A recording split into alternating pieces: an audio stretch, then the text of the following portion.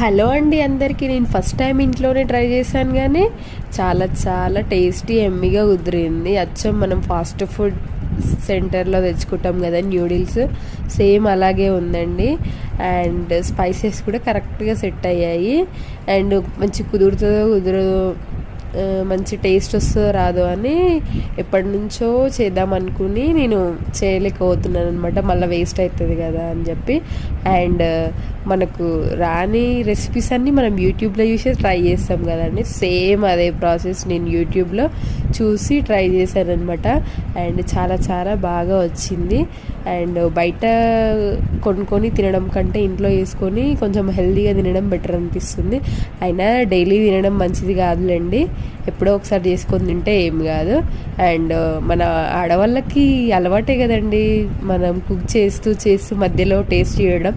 So నేను కూడా taste చూశాను, చాలా చాలా బాగుంది. మీరు కూడా ట్రై చేయండి. Bye bye.